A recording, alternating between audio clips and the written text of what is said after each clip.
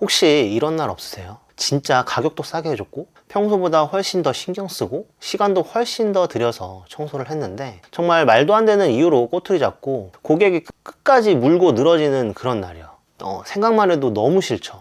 진짜 문제는 이런 진상 고객 한 명한테 감정을 다 써버리고 나면요, 데미지가 며칠씩 가더라는 거예요. 그러다 보면 진짜 내가 이 짓을 계속 해야 되나? 라는 생각까지 들고요. 근데요, 이게 우리가 운이 없어서 그런 것도 아니고 청소를 못해서 생기는 문제도 아닙니다. 사실은 애시당초 진상 고객을 받지 말았어야 했는데 그렇게 하지 못했던 거죠. 근데 우리랑 결이 맞는 어떤 고객들만 오게 만드는 방법이 따로 있다라는 겁니다. 이 방법은 제 개인적인 의견이 아니라요, 기업 전략 전문가들이 실제 기업 현장에서 사용하는 방법이고 지속적으로 성과가 이미 검증된 방법입니다. 오늘은 바로 그 이야기를 해보려고 합니다. 기대되시면 좋아요 한번 눌러주세요.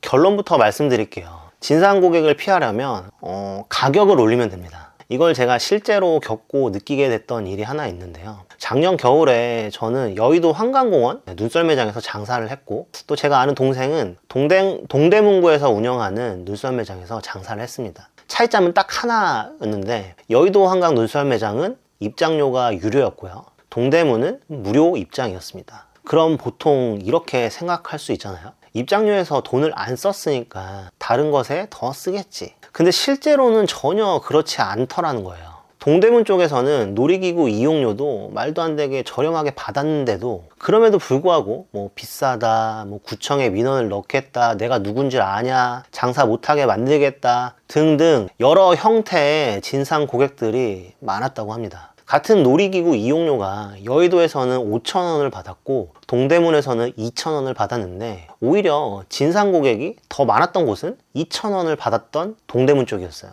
이걸 청소업체에 대입해서 보면 답은 명확합니다. 입주 청소 평당 10,000원을 선택하는 고객과 평당 15,000원, 20,000원을 선택하는 고객, 과연 진상 고객은 어디에 더 많이 몰릴까요? 정답은 뻔하겠죠. 평당 10,000원 쪽입니다. 물론 평당 10,000원을 선택한 고객이 모두 진상이라는 건 아니에요. 하지만 희한하게 확률이 그쪽으로 많이 쏠린다는 것은 사실이죠.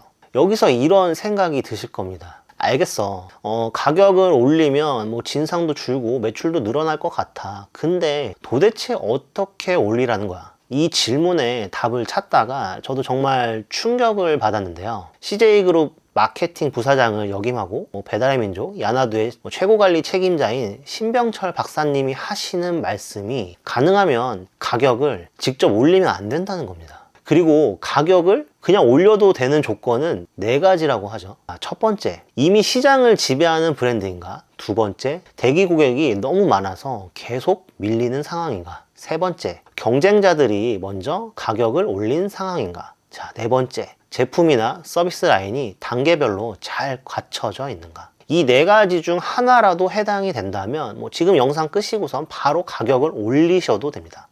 나가신 분 없으시죠? 솔직히 말해서 대부분의 청소업체는 여기에 해당되는 경우가 거의 없죠. 이 상태에서 우리 업체 정말 열심히 하니까 가격 올릴게요 하고 가격을 올린다면 무슨 일이 벌어질까요? 일정이 줄어듭니다. 문의 전화가 와도 다른 데보다 왜 이렇게 비싸요? 이런 말을 좀 듣게 됩니다. 그렇다면 우리는 어떻게 해야 할까요? 방법은 한 가지입니다. 가격 말고 다른 걸 먼저 바꾸는 겁니다. 쉽게 말해 지금 우리가 싸우고 있는 판에서 그대로 싸우지 말자는 거예요. 같은 가격표를 놓고 같은 기준에서 비교되는 상황 자체를 바꾸자는 겁니다. 쉽게 해서 급이 올라가는 거예요.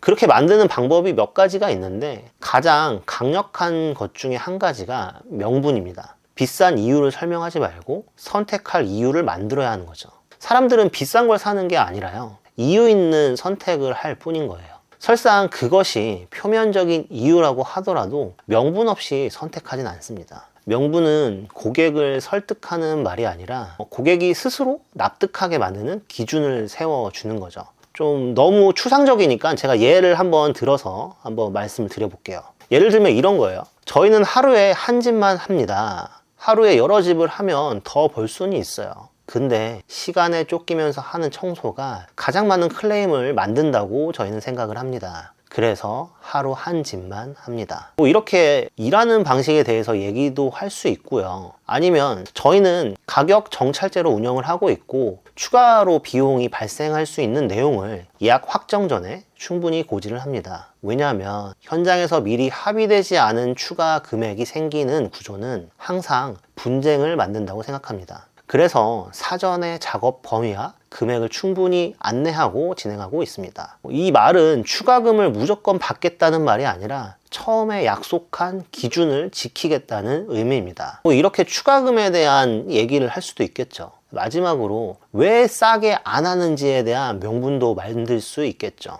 저희가 저렴한 단가로 하지 않는 이유는 싸게 하려면 기준을 낮춰야 하고 시간을 줄여야 하고 일부 공정을 생략해야 합니다. 그건 저희가 하고 싶은 청소가 아닙니다. 이렇게 명분이 만들어지면 고객의 선택 구조가 바뀌는 거예요. 여기가 제일 싸서가 아니라 이 업체는 내가 생각하는 기준이랑 좀 맞아서 이렇게 되는 겁니다. 이 순간부터 가격만이 오로지 업체를 선택하는 기준점이 되는 게 아니라는 거죠.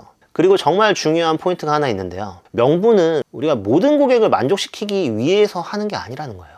오히려 맞지 않은 고객을 걸러내기 위한 장치인 거죠. 예를 들면 이런 거예요.